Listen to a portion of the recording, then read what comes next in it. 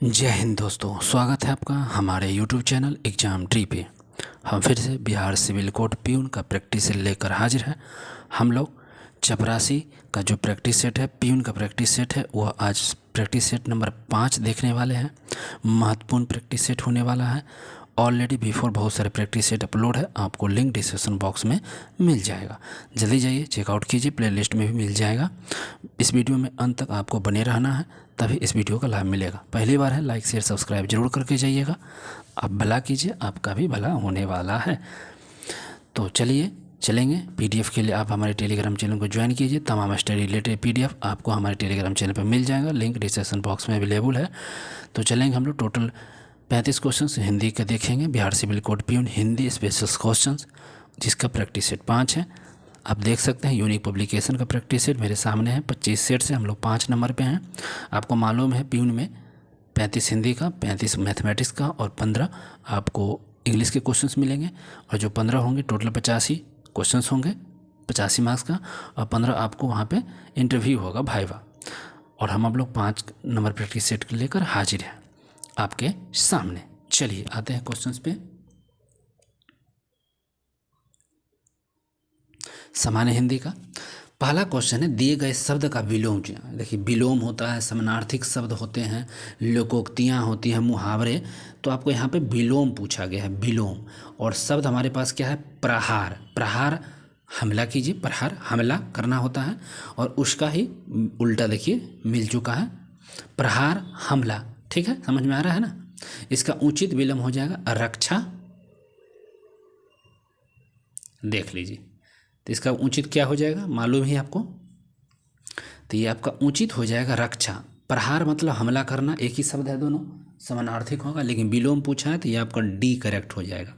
Next 2 number, रिक्त स्थान को भरने के लिए उपयुक्त शब्द का चयन करना है। खाली स्थानों के यहाँ पे चयन करना है। सब लाइन क्या है? डैश कितना सुंदर दृश्य है। तो सावधान कितना सुंदर दृश्य, नहीं कितना सुंदर दृश्य, वाह कितना सुंदर दृश्य। हाँ बिल्कुल, वाह शब्द जो है ये आपको सही सटीक बैठता है। और वाह ही हमारे 2 नंबर में यहाँ पे सी भरा जाएगा। कितना नंबर? 2 में सी नंबर यहाँ पर भर दीजिए। नेक्स्ट 3 नंबर, दिए गए वाक्यांश के लिए एक शब्द दीजिए। अब दिए गए वाक्यांश और यहाँ पर एक शब्द आपको चूज करना है। ठीक है, एक शब्द यहाँ पे चूज कीजिए। और यहाँ पर दिया हुआ है, जिसमें सहन शक्ति हो। जिसमें सहन शक्ति हो उसके लिए हम क्या मान लाते हैं? सहनकारी, सहनशीलता, सहनीय या सहिंसु। जिसमें सहने की शक्ति, उसको सहिंसु बोलते हैं। जो सहनशील हो, सहिंसु। ठीक है, और इसके लिए यहाँ पर बी जो करेक्ट ऑप्शन आपके लिए करेक्ट हो जाएगा। ठीक है, बी 3 का। 4 नंबर भी देख लीजिए, दिए गए वाक्यांश का वह भाग ज्ञात करें जिसमें कोई त्रुटि है। तो यहाँ पर कोई त्रुटि कौन सा हो जाएगा? त्रुटि खोजना है। और लाइन आपके पास क्या है? वाक्य, कुबेर बड़ी ही मतलबी इंसान है और इसका दिमाग 7वें आसमान पे रहता है। कुबेर बड़ी ही मतलबी इंसान है और इसका दिमाग 7वें आसमान पे रहता है। देखिए, त्रुटि वाला भाग पूछा है, कुबेर बड़ी ही, यहीं पे यही पकड़ा है, कुबेर बड़ी ही। जो बी ऑप्शन से ये देख रहे हैं, कुबेर बड़ी ही, यही आपका त्रुटि है। ठीक, इसका प्रयोग होता है कुबेर बड़ा ही होना चाहिए, कुबेर बड़ी ही नहीं, कुबेर बड़ी ही गलत है यहाँ पे। और बी जो मैं दिखा यही यहाँ होना चाहिए था, कुबेर बड़ी ही। ठीक है, कुबेर बड़ा ही होता है, बड़ी नहीं, बड़ा ही होना चाहिए था। तो यही हमारा सही हो जाएगा। 5 नंबर भी देख लीजिए, सही वर्तनी शब्द का चयन करना है। तो विशेषण आपको दिख रहा है, 5 का ए में दिख रहा है विशेषण, विशेषण मूर्धन्य ष न आपको लग रहा है गलत हो जाएगा। सी देखिए, मूर्धन्य ष न वाला मिल गया है, विशेषण सी करेक्ट हो जाएगा यहाँ पे। अब आते हैं 6 पर, दिए गए वाक्यांश रेखांकित खंड को प्रतिस्थापित करना है। 6 नंबर भी देख लीजिए, अच्छे कर्म नष्ट नहीं होते हैं। अच्छे कर्म नष्ट नहीं होते हैं, इसमें आपको उपयुक्त विकल्प का चयन करना है। रेखांकित खंड, तो नष्ट नहीं पूछा गया है, अच्छे कर्म नष्ट नहीं होते हैं। ठीक है, तो विकल्प अनश्वर का अर्थ यहाँ पर सही बने। अनश्वर रहते हैं अच्छे कर्म, ये देख लीजिए यहाँ पे, अच्छे कर्म अनश्वर होते हैं, अनश्वर अनश्वर होते हैं। ठीक है, यहाँ पे सही है। जो कभी नष्ट नहीं होता है उसी को अनश्वर बोलते हैं, जो कभी नष्ट ही नहीं होता है, अनश्वर। 6 का सी। 7 नंबर, निम्नलिखित में उस विकल्प का चयन करें जो भैंस के आगे बीन बजाने मुहावरे का अर्थ व्यक्त करता हो। तो भैंस के सामने बीन बजाना इस मुहावरे का सही अर्थ आपके सामने क्या होगा? ठीक है, मूर्ख के आगे ज्ञान की बात करना ना बेकार होती है, तो ये करेक्ट हो जाएगा। मूर्ख के आगे ज्ञान की बात करना बेकार है, भैंस के आगे बीन बजाइए। दिए गए वाक्यांश पर सब पर्यायवाची मतलब पर्यायवाची समानार्थक शब्द खोजना है, और हमारे पास शब्द इंद्र है, और इंद्र का पर्यायवाची क्या हो जाएगा? निशाचर होगा? बिल्कुल नहीं। सुधाकर नहीं। भागीरथी नहीं। सूर्यपति होगा, हाँ सूर्यपति, डी करेक्ट हो जाएगा, सूर्यपति। आगे आते हैं 9 पे। दिए गए पर्यायवाची शब्द का चयन करना, यहाँ भी पर्यायवाची शब्द का चयन करना है। सतकर्ता, सतकर्ता का पर्यायवाची बताइए। असावधानी लग रहा है आपको? सतकर्ता सतर्क रहना है, ठीक है, सतर्क, सावधानी, सतकर्ता पर्यायवाची सावधानी, ये मिल गया है, बी करेक्ट हो जाएगा आपका। 10 देख लीजिए, सही बर्तनों का, सही बर्तनी शब्द का अध्ययन जो लिखा हुआ आपको ठीक लग रहा है। धो यो संयुक्त फिर यो अन होता है। अध्ययन, अध्ययन ये पर बी इज द करेक्ट यहाँ पर आपको हो जाएगा। अध्ययन ठीक लग रहा है? 10 का ये भी अध्ययन है और ये भी अध्ययन है, दोनों सही सेम है, देख रहे हैं, लेकिन थोड़ा लिखावट हमको पता नहीं चल रहा है। लेकिन यहाँ डी ऑप्शन इसका ले लीजिए, बी भी वही लिखा हुआ था। दिए गए विकल्प का विलोम, यहाँ पे विलोम पूछा गया है, और सदाचार का भी क्या है? दुराचार। दुराचार कहाँ है भैया? तो ए ऑप्शन 11 का ए, दुराचार, सदाचार का दुराचार। 12 देख लीजिए, दिए गए वाक्यांश के लिए एक शब्द ज्ञात कीजिए। जिसकी बुद्धि कम हो उसको क्या बोलते हैं? सुबुद्धि कि मंद बुद्धि? मंद बुद्धि नहीं बोलेंगे, जिसका बुद्धि कम हो उसको मंद बुद्धि बोलते हैं। सुबुद्धि कम हो, मंद बुद्धि। अब यहाँ गद्यांश है, गद्यांश को पढ़िए, बहुत इंपॉर्टेंट, यहाँ से 4-5 क्वेश्चन धमक जाते हैं। गद्यांश को पढ़िए आप लोग, ठीक है, ध्यान रखिएगा। दिवाली भारत में डैश जाने वाला सबसे बड़ा त्यौहार है। तो देखिए पहले ही हम आंसर को हम निकाल लेते हैं। दिवाली जो है, देख लीजिए गद्यांश 1 में दिवाली मनाए जाने वाला क्या होना चाहिए? यहाँ पे मनाया जाने वाला या मनाई जाने वाला? मनाया जाने वाला, मनाया जाने वाला सी ऑप्शन हो जाएगा यहाँ पे मनाया, ठीक है, मनाया जाने वाला होना चाहिए, ठीक है, मनाए जाने वाला सही क्वेश्चन हो जाएगा सी। तो दिवाली भारत में मनाया जाने वाला सबसे बड़ा त्यौहार है। हर साल इस पर्व को कार्तिक महीने में बड़ी धूमधाम से मनाते हैं। तब दू में देख लीजिए क्या लिखा होगा? गद्यांश दू में क्या? हाँ माह होना चाहिए, कार्तिक माह में, तो इसका भी सी ऑप्शन हो जाएगा। देख लीजिए 14 में, तो कार्तिक माह में मनाए जाने वाला, धूमधाम से मनाया जाता है। इस त्यौहार के आने के डैश दिन पहले ही इसकी तैयारी प्रारंभ। इस त्यौहार के आने से कितने दिन पहले ही, यहाँ हर कुछ दिन पहले, यहाँ डी ऑप्शन लग रहा है 15 का डी, कुछ दिन पहले ही त्योहारों की तैयारी प्रारंभ हो जाती है।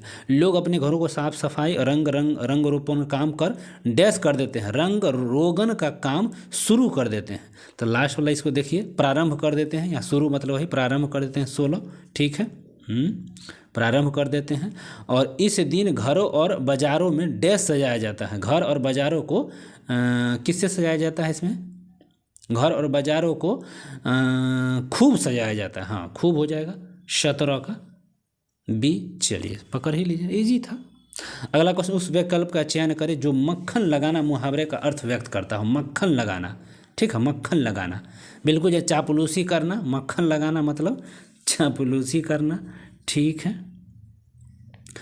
ढाक के 3 पात मुहावरे के सही अर्थ क्या है? ढाक के 3 पात, किसी प्रकार का कार्य न करना, परिवर्तन न होना, सुखद कार्य करना, सुखद परिवर्तन होना। तो बताइए इसमें क्या? तो परिवर्तन न होना होता है। ढाक के 3 पात, कोई परिवर्तन नहीं हुआ है, 19 का बी। रिक्त स्थान को भरने के लिए उपयुक्त शब्द का चयन करना है। बंदूक एक उपयोगी क्या है? बंदूक एक उपयोगी क्या है? अस्त्र है। बंदूक एक उपयोगी क्या होगा? अस्त्र है ना, बिल्कुल सही ए। जिसका जन्म श्रेष्ठ कुल में हुआ हो उसके लिए एक शब्द का प्रयोग। जिसका जन्म श्रेष्ठ कुल में हुआ हो उसके लिए हम किसके? तो कुलीन बोलते हैं, कुलीन। एक शब्द के लिए जिसका जन्म श्रेष्ठ कुल में हो उसको हम कुलीन बोलते हैं। क्या कहेंगे? कुलीन। रज्जू शब्द का पर्यायवाची बताइए। रज्जू, रज्जू मतलब क्या होता है भैया बता दीजिए। रज्जू शब्द क्या होता है? रज्जू मतलब रस्सी होगा ना जी, रज्जू मतलब रस्सी, डी ऑप्शन करेक्ट है। रज्जू का मतलब रस्सी होता है, रज्जू का मतलब रस्सी होगा। नेक्स्ट 24, 10 वर्ष से 15 वर्ष की आयु के बालक के लिए एक शब्द बताइए। तो उसको हम क्या बोलते हैं? किशोर। किशोर बोलेंगे, हाँ किशोर, बिल्कुल सही, किशोर बोलते हैं उसको। 10 से 15 वर्ष की आयु के बालों को हम किशोर कहेंगे।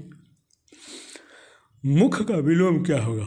मुख से बोलने वाला, और उसका मुख का विलोम क्या होगा? गौन। चुप रहिए, बी ऑप्शन गौन। हस्त का पर्यायवाची क्या होता है? हस्त, हाथ से लिखने वाला। समानार्थक पूछा गया है 26 में, तो उसका होता है कर। हस्त का समानार्थक कर। अब आ जाइए 27 पे।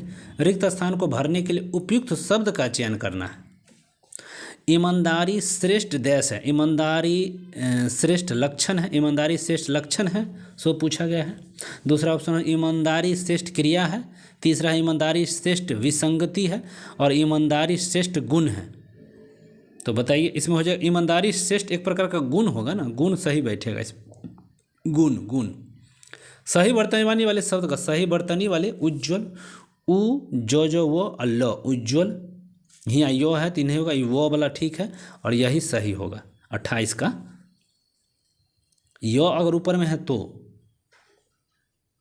28 का सी। नेक्स्ट, उड़ती चिड़िया पहचानना, बिल्कुल जानते हैं, अनुभवी होना, दूसरे के मन की बात नहीं, उड़ते हुए परिचित नहीं, चिड़िया का उड़ना, अंदाजा लगाना। लग रहा है सही आपको क्या? दूसरे की मन की बात करना, ये सही हो जाएगा। हाँ वही ना, पहचान, अनुभव होना।